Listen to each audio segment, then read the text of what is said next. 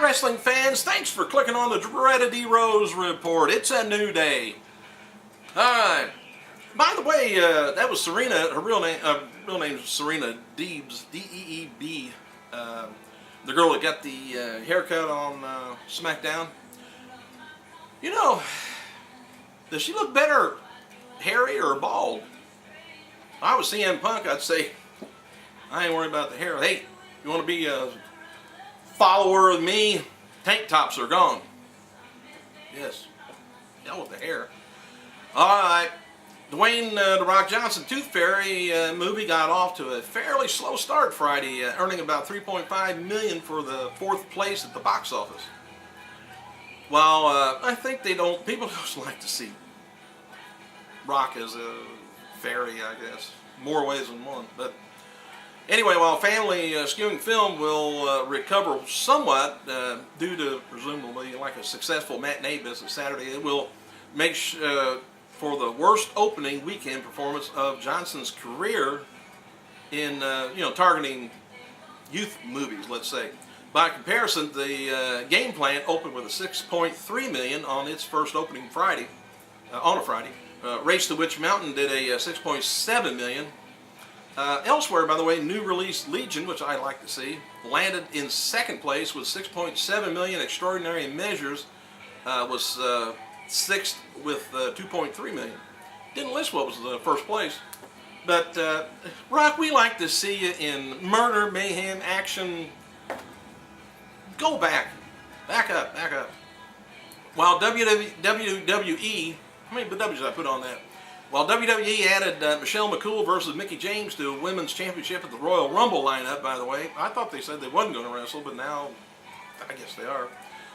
The following lineup, by the way, here's the way the Royal Rumble matches are kind of shaping up now, which now has 24 entrances. The newest ones is Batista, Jericho, CM Punk, Kane, Khali. Drew McIntyre versus John Morrison for the Intercontinental Championship. No DQ match, by the way. And DX versus CM Punk and Luke Gallows for the Unified Tag titles have been added to next week's SmackDown lineup. Back to The Rock again. He hasn't ruled out a wrestling match when he returns to WWE, but says it's highly unlikely that it's going to happen.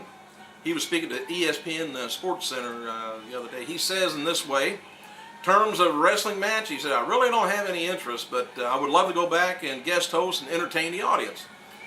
They like him, big pops from about 15 to 20,000 people.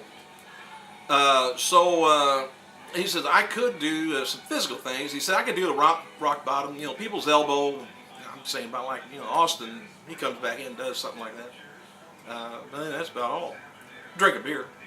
Anyway, I could still do all that and kick ass and have a great time, Johnson says. As far as wrestling match, I'm not too sure if I see that, but never rule anything out. I think Cena's been on his case for quite a while, The Rock, for turning his back on wrestling. Well, he says he has anyway. Anyway, during his appearance, there was a clip aired of Johnson interacting with former WWE colleague Jonathan Coachman, who now works for ESPN as a news anchor.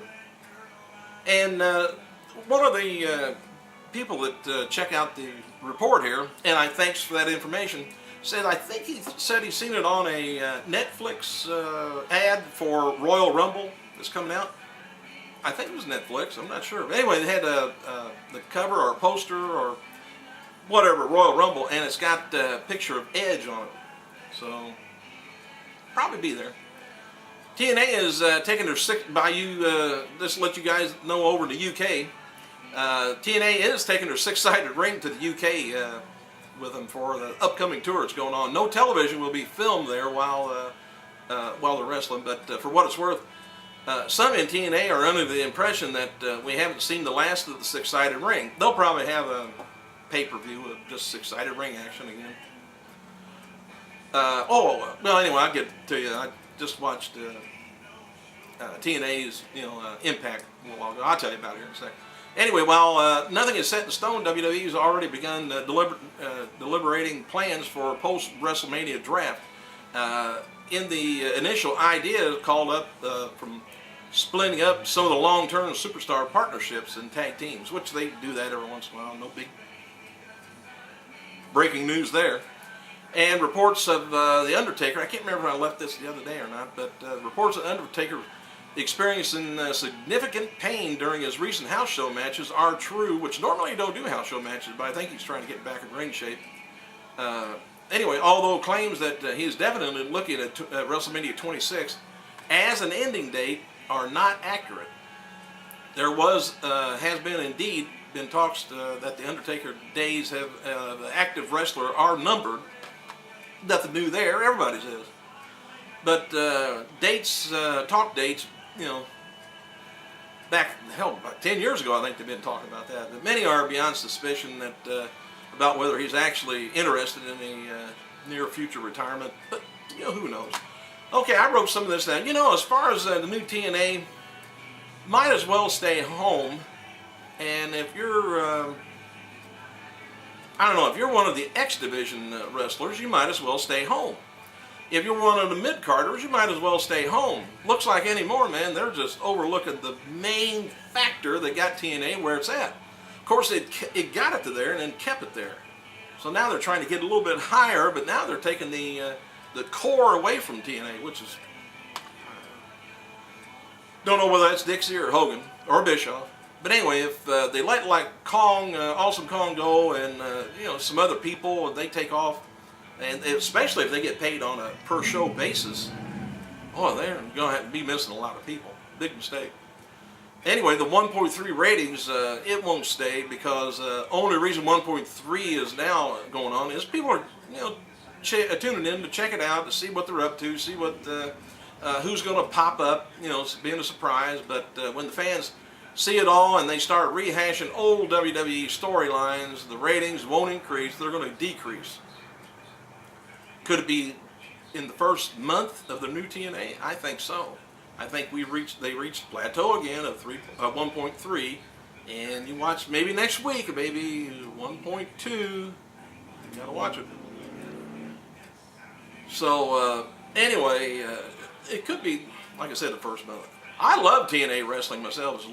It's just the ton of acting is just awful in there. The entertainment, the talk, the speech is just terrible. And then we have to go see another screw job by Earl Hebner.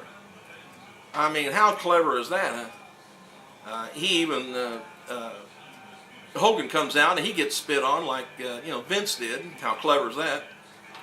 And now I know it's a big dig on WWE and Vince, but, and Kurt Angle, you know, is he going to go to WWE now or is he going to go to WCW? That's what Brett did.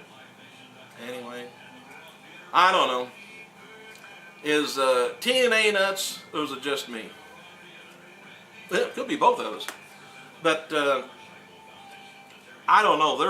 I get some comments on here. If you leave comments if I'm wrong at the comment thing, so other people could see it and talk about it, because I don't want to see TNA do bad. I want to see it do good, and I want to see him get a good you know, competition against Vince, because it always makes Vince better.